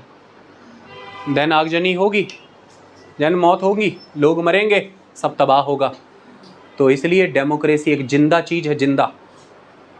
It is a living entity. ये लगातार बदलाव चाहती है, वो भी सकारात्मक ढंग से। ये लगातार उन सभी मेंबर्स की नीड्स को सर्व करने के लिए आवाज़ें उठाती रहती है और लगातार आपको उन कॉल्स को एड्रेस करते हुए बदलाव लाने पड़ते हैं, नीतियाँ बनानी पड़ती हैं। ये कोई एक दिन का काम नहीं कि डेमोक्रेसी हो गई ढोल बजा लिया, वो बल्ले बल्ले बैठ गए और अब सारी ज़िंदगी उसी के मालपुए खाई जाओ ना। पग पग पर, पद पद पर आपको चीज़ें लानी पड़ती है। कैसे नेहरू, कैसे फर्स्ट 5 ईयर प्लान में पहले रेजोल्यूशन किस बात का कि भोजन की व्यवस्था करो, माइग्रेंट्स की व्यवस्था करो, लेकिन 5 साल बीतते ही अब जल्दी हैवी इंडस्ट्री पे फोकस करो। हैवी इंडस्ट्री, थोड़ा समय बीतते ही जल्दी सेल्फ रिलायंस पर बात करो, एग्रीकल्चर में सेल्फ सफिशिएंसी अचीव करो। थोड़े साल बीतते ही 1970 जल्दी से हाउसिंग, शेल्टर, एजुकेशन, हेल्थ पर फोकस करना शुरू करो। थोड़ा समय बीतते ही जल्दी से लिबरलाइजेशन, प्राइवेटाइजेशन, ग्लोबलाइजेशन पे फोकस करो। और आज के समय पर आप तेज़ी से फोकस कर रहे हैं नई टेक्नोलॉजी, नई साइंसेस को इंड्यूस कर रहे हैं। मतलब लोकतंत्र जिंदा चीज़ है। इसमें बैठे हुए प्राणियों को आपने अधिकार दे दिए हैं कि मांगो अपने लिए क्या मांगते हो। वो प्रतिपल अपना विकास मांग रहे हैं और प्रतिपल उन्हें संतुष्ट रखने के लिए प्रतिपल आपको योजनाएं बनाते रहना है, प्रतिपल परिवर्तन इसके अनुकूल लाना पड़ना है, प्रतिपल आपको प्रतिबद्धित रहना है, कमिटेड रहना है कि I am ready to serve the democracy, that's all, nothing else. तो वो डेमोक्रेसी प्रोग्रेसिव होगी, तो वो डेमोक्रेसी ऑल इनकम्पेसिंग होगी, तो वो डेमोक्रेसी इंक्लूसिव होगी। और आप बैठ गए स्टेटस को, ठीक है खुद देख लेंगे ये लोग, कोई नीति नहीं बनानी, कुछ नहीं, चलने दो, तो फिर जनता अपना निपटारा खुद कर लेगी, फिर अपनी समस्याओं का समाधान खुद कर लेगी। फिर वो होगा जो सब देखते हैं, सड़कों पे होगा फिर वो तांडव, okay, the death and destruction, that's all. ऐसा ही होता आया है। अगर अभी जनसंख्या के इस बढ़ते हुए प्रभाव को रोकने के लिए सही तरह से योजनाएं ना लाई गई, नियम ना बनाए गए, तो फिर ये जनसंख्या जब नाचेगी सड़कों पे तो पता चल जाएगा। फिर अगर सही समय पर नए मोड ऑफ ट्रांसपोर्टेशन और रैपिड मोड ऑफ ट्रांसपोर्टेशन ना लाए गए तो फिर जनसंख्या क्या करेगी वो पता चल जाएगा। अगर अभी अगले 20-30 वर्षों के लिए स्वच्छ जल की, शिक्षा की, रोज़गार की, भोजन की, आवागमन की, हाउसिंग की व्यवस्था ना की गई तो फिर क्या होगा वो सब देखेंगे। इसलिए इसके बारे में कहा जाता है कि अब ये अमृत काल चल रहा है, द काल, ये काल है बड़ा वाला अमृत काल। तो योजना एक आधे साल की नहीं हो सकती, पूरे अमृत काल की प्लानिंग करनी पड़ेगी। वर्ड अच्छा है, नीति भी अच्छी है, सारी कहानी टिकी है नीयत पे। 2047 आते आते 100 साल पूरे हो जाएंगे आज़ादी को और 2023 में हैं हम। तो अब ये जो हमारा चल रहा है, ये अमृत काल चल रहा है, इस महोत्सव को मनाना है हम सभी को। ये प्रधानमंत्री कहते हैं लाल किलों से और मैं तुम तक पहुंचा रहा हूँ इस बात को। और इस महोत्सव को कैसे मनाना है? वायलेंस घटा के। आपसे कोई पूछे अमृतकाल का महोत्सव है दीपक, होली का महोत्सव कैसे मनाते हो? रंगों से। दीपावली का दिए जला के पटाखों से। अमृतकाल का महोत्सव महान प्रधानमंत्री कह रहे हैं मनाना है, कैसे मनाएगा मेरे बच्चे?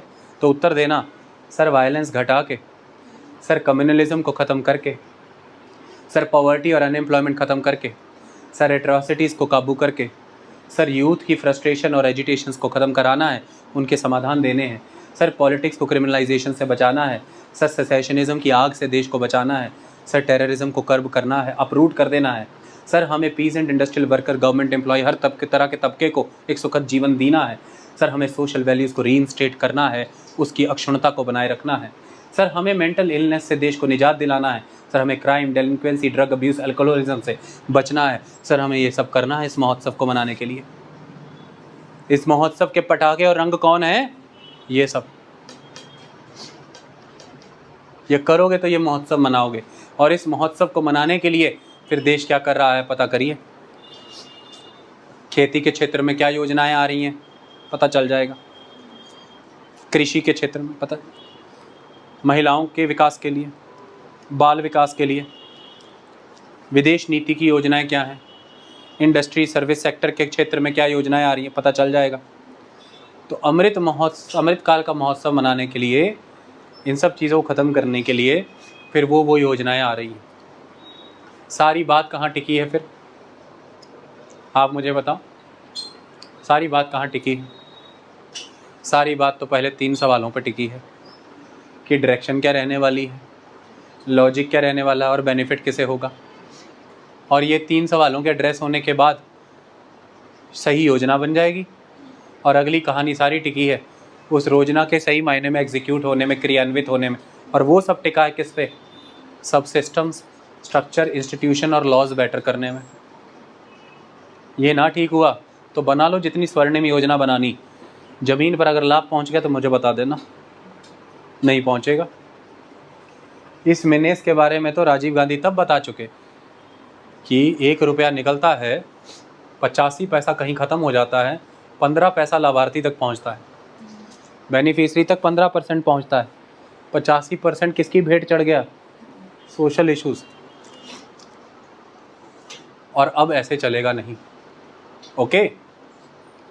इसलिए करप्शन को ख़त्म करने के लिए कभी हम डायरेक्ट बेनिफिट ट्रांसफ़र की योजना ला रहे हैं, कभी हम आधार को अलग अलग एरिया में कनेक्ट करा रहे हैं, आधार कार्ड, टैक्स इवेजन से देश को बचाना चाहते हैं, ब्लैक मनी से बचाना चाहते हैं।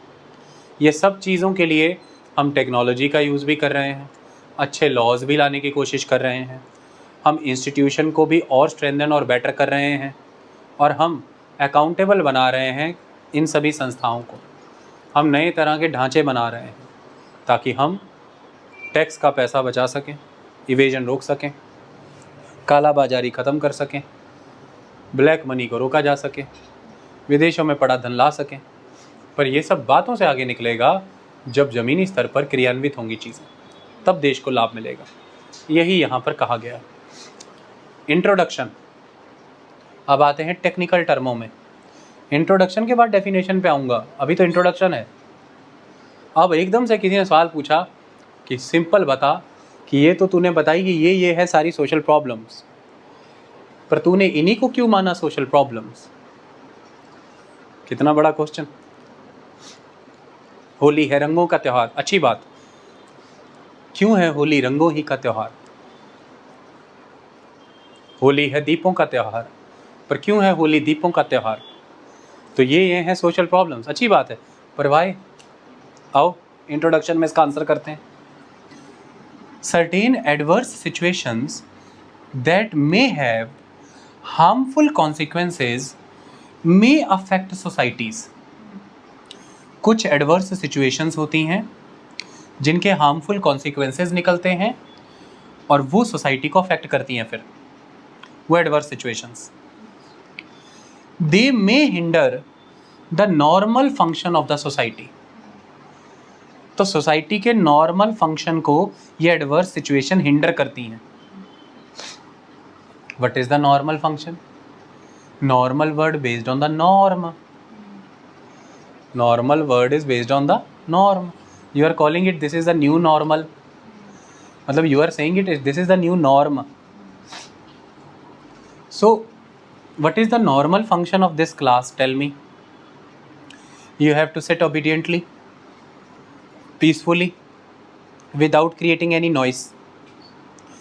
I have to speak humbly in a language which is comfortable with you. Ultimately, this is the normal function of this class, na? Now, what is the adverse situation which will create hinder in this normal functioning? You are talking to each other, you are creating noises, you are hindering me, you are not listening to me properly. Ultimately, these are the adverse situations created by you, hindering the normal function of the class. And the normal function is the class is to transfer the knowledge. For that, we need certain type of norms. We need certain type of norms. The first norm is stay obedient. Don't disturb the other person. Keep silent. Class में madam आके कितनी बार कहती होती थी silent रहना, चुप रहो. ये सब है नॉर्म्स. तुम तोड़ दो अभी इन नॉर्म्स को, लेक्चर भी रिकॉर्ड नहीं हो पाएगा. और अचानक से कमेंट आएंगे बच्चों के, सर बहुत डिस्टर्बेंस थी. बोल दिया उन्होंने कि सर नॉर्मली फंक्शन नहीं कर रही थी आपकी क्लास, बहुत डिस्टर्बेंस थी. ऐसे ही सोसाइटी नॉर्मली फंक्शन नहीं कर पाती जब उस सोसाइटी के जो नॉर्म्स और वैल्यूज़ हैं जिन पर वो सोसाइटी बेस्ड है, उन नॉर्म्स और वैल्यूज़ को कोई वायलेट करता है. So the violation of norms and values associated with the society is somewhere concluding into the adverse situations, and those adverse situations are creating hindrance into the normal function of the society.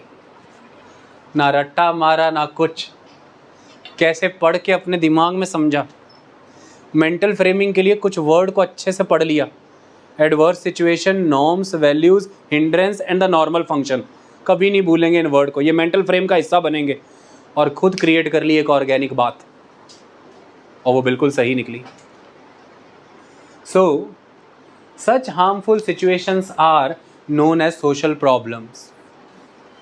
ये जो adverse situations आपके लिए harmful consequences लेकर के आती हैं, जो adverse situations normal function of the society को हिंडर करती हैं, यही एडवर्स सिचुएशन यानी कि यही हार्मफुल सिचुएशंस सोशल प्रॉब्लम्स कहलाती हैं.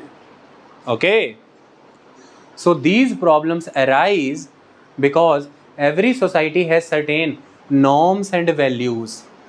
हर सोसाइटी के कुछ नॉर्म्स एंड वैल्यूज़ होते हैं. एक छोटा सा नॉर्म मैं ही आपको बता देता हूँ. हर समाज में ये है, यहाँ पर तो है भारत में, कि बड़ों का आदर करना है. फिजिकली चैलेंज्ड दिव्यांगों को समर्थन देना है, सहायता देनी है. आई बात समझ में? शिक्षकों का सम्मान करना है. ये एक स्टैंडर्ड नॉर्म और वैल्यू है ना. जब हम इसे वायलेट करते हैं तो आप देखिए सोशल प्रॉब्लम क्रिएट होता है कि बड़े पैमाने पर घर के वृद्ध, घर के जो बुज़ुर्ग हैं, वो अनाथ हो जाते हैं. और आज एक बड़ी सोशल प्रॉब्लम बन रही है कि नहीं? उनका उत्पीड़न हो रहा है कि नहीं? जगह जगह पर वीडियो लीक हो रहे हैं कि नहीं? पिता रोता हुआ, माता रोती हुई, क्योंकि नॉर्म ब्रेच कर दिया है. मूल्य जो हैं उस समाज के, वैल्यू सिस्टम ब्रेच कर दिया है. और जैसे ही वो नॉर्म और वैल्यू सिस्टम ब्रेच किया तो क्रिएट हुई हो एक हार्मफुल सिचुएशन. हार्मफुल किसके लिए? उन वृद्धों के लिए, सीनियर सिटीजन्स के लिए. और ये बना देशव्यापी स्तर पर एक सामाजिक समस्या का कारण, क्योंकि एक दिन आप भी वृद्ध होंगे. यही फैक्ट है. ओके, ठीक इसी तरह से ये डेफिनेशन कहती है कि these problems arise because every society has certain norms and values. पता लगा कैसे स्पेसिफिकली अप्रोच करते हैं क्वेश्चंस को? कुछ भी बला बला बला नहीं, टेक्निकल लिखना है सारा, कि नॉर्म्स एंड वैल्यूज ब्रेच होते हैं, फिर ऐसी प्रॉब्लम्स पैदा होती हैं. When these norms and values are violated, they result in social problems. They are problems because such deviation of norms and values are dysfunctional in the society. ये इसलिए problem होते हैं क्योंकि जब भी आप उन नॉर्म्स एंड वैल्यूज से डेविएट करते हैं, ये डेविएशंस सोसाइटी को फंक्शन करने से रोक रही हैं. तो ये deviations are dysfunctional and obedience are functionals. Okay, तो जब भी आप डेविएट करते हैं इनसे, फैमिली डिसफंक्शनल हो जाएगी. जिस पार्टी या ग्रुप में गए हो, वो ग्रुप या पार्टी डिसफंक्शनल हो जाएगा. ग्रुप ने बोला कि यूथ पार्टी है आज, तुम बन करके गए हो पूरे बाबा जी, पूरी पार्टी डिसफंक्शनल हो जाएगी. आई बात समझ में? तो ये deviations are dysfunctional in the society. और सोसाइटी फिर जब फंक्शन नहीं कर रही है, जैसे बॉडी का कोई ऑर्गन फंक्शन नहीं कर रहा है, it is the problem. It's as simple as that. It is problem. When there will be no function, no exchanges of thoughts, goods, services, anything, then ultimately no growth, no bonding, no harmony. Then there will be turmoil, confusions, turbulences. That's all. So, however, not all violations of social norms and values result in social problems. आपने अपनी मर्जी से कोई बालों का style बना लिया है, आपके घर वालों को नहीं जचा कि ऐसे बाल नहीं रखते हम लोग यार, कैसे कटा के आ गया, ये हर घर में लड़ाई है, पर ये कोई सोशल प्रॉब्लम नहीं है। तो हर तरह का जो वायलेशन आप नॉर्म्स एंड वैल्यूज़ का करते हैं तो सब सोशल प्रॉब्लम्स नहीं है। पहला तो ये भी फैक्ट ध्यान में रखना। सेकेंडली, सोशल प्रॉब्लम्स में very with time and over space. कैसे? एक समा हुआ करता था मिडिवल पीरियड का, सती प्रथा सोशल प्रॉब्लम थी ही नहीं, पर मॉडर्न पीरियड में इट वाज द प्रॉब्लम, और 1829 में राजा राममोहन रॉय के प्रयास से सती प्रथा बैन किया गया। अभी कुछ डिकेड्स पहले सिगरेट स्मोकिंग प्रॉब्लम नहीं था, सारे हीरो क्या कर रहे थे? स्मोकिंग, और आप सब चिल नकल। लेकिन आज ये एक तगड़ा हेल्थ मेनेस है। आज सिगरेट के पैकेट पर और स्मोकिंग करते हुए हीरो के ऊपर मजाक चलता है, तो आज वो प्रॉब्लम है। तो टाइम वाइज कुछ चीज़ें कभी सोशल प्रॉब्लम नहीं होती, फिर हो जाती हैं, क्योंकि उस समय के नॉर्म्स एंड वैल्यूज़ को में वेरिएशन होती है आज के समय के नॉर्म्स एंड वैल्यूज़ के मुकाबले। तो इसलिए वो कंडक्ट आपका उस समय के नॉर्म्स एंड वैल्यूज़ को किसी मैनर में वायलेट नहीं कर रहा है, पर आज कर रहा है। इसी तरह से ओवर द स्पेस वेरी करती हैं सोशल प्रॉब्लम। जैसे कुछ सोसाइटीज़ में डाइवोर्स बहुत बड़ी समस्या है, पर कुछ सोसाइटीज़ बहुत ही कंफर्टेबल है उसके साथ, no problem at all world level पर, क्योंकि society to society norms and values भी बदलते हैं। इसलिए जो इस सोसाइटी में एक सोशल प्रॉब्लम है, हो सकता है उस सोसाइटी में वो सोशल प्रॉब्लम ना हो, लेकिन few social problems are universal. जैसे टेररिज्म, इट इज यूनिवर्सल, इसको समझिए आप। So few social problems are universal, और जितनी भी बड़ी इंटरनेशनल ऑर्गेनाइजेशंस हैं वो उन्हीं यूनिवर्सल सोशल प्रॉब्लम्स पर एक कन्वर्जेंस अचीव करने की कोशिश करती रहती है। और हर मुल्क मेहनत करता है कि इस समय जो उसका मुल्क जिस सोशल प्रॉब्लम से जूझ रहा है उसमें कंट्रीब्यूटिंग फैक्टर वर्ल्ड लेवल पे भी हैं, तो इसलिए वो उस इंटरनेशनल फोरम में सक्सेसफुल हो जाए इस सोशल प्रॉब्लम को उसकी कंट्री की सोशल प्रॉब्लम ही ना रखते हुए वर्ल्ड की सोशल प्रॉब्लम डिक्लेयर कराने में, ताकि पूरा वर्ल्ड मिलके फिर एफर्ट्स करे।